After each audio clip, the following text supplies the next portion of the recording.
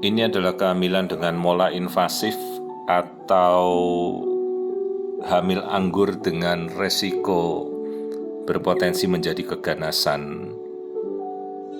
Jadi awalnya pasien ini dengan riwayat keguguran dan dilakukan kuretase.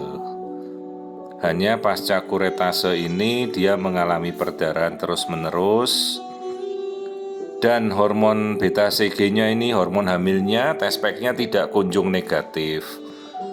Jadi bagi ibu-ibu yang mengalami keguguran dan kemudian baik dia dikuret ataupun luruh sendiri, tolonglah dipastikan ambil saja tespek beta HCG.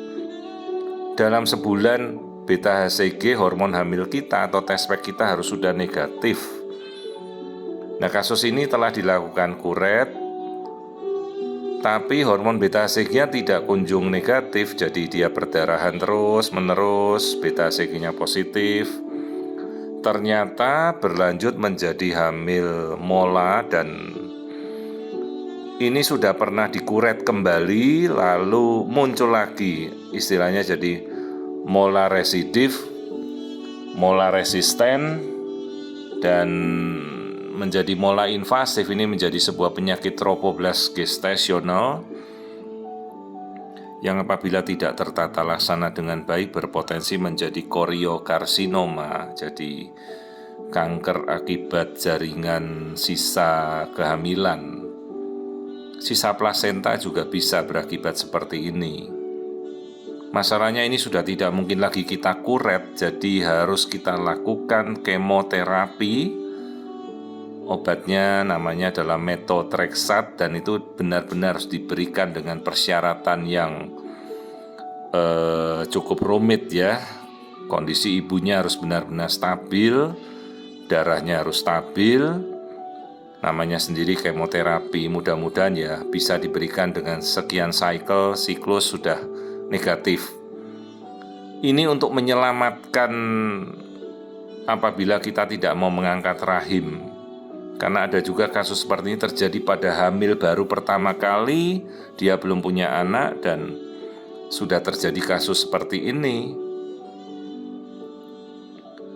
Namun apabila si ibu sudah mempunyai anak yang cukup, untuk menghindari resiko berkelanjutan ya kita melakukan angkat rahim atau histerektomi.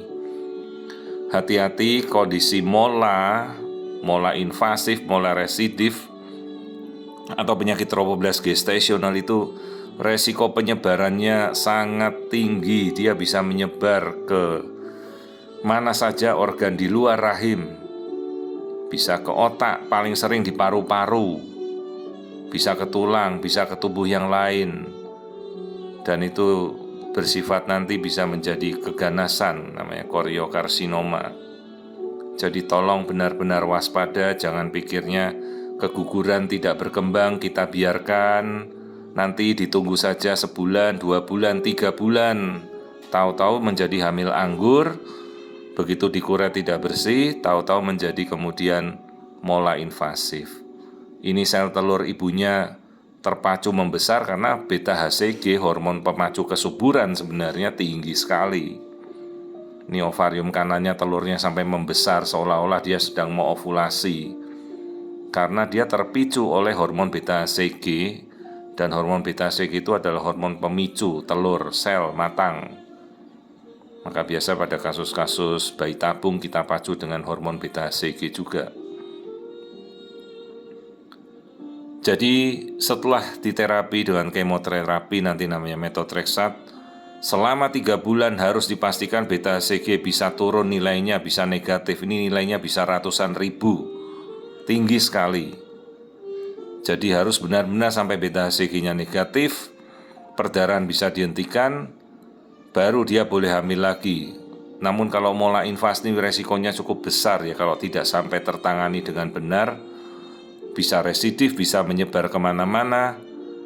Maka terapi definitifnya sebenarnya adalah rahimnya diangkat atau histerektomi. Ya banyak sekali pertimbangan yang kita upayakan.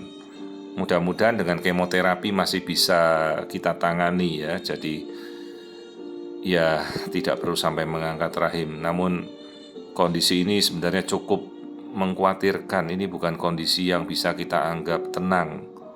Maka dari itu setiap kasus keguguran harus dipastikan benar bahwa keguguran itu telah bersih dan dipastikan dengan tes pack urin kembali bahwa tes packnya telah negatif.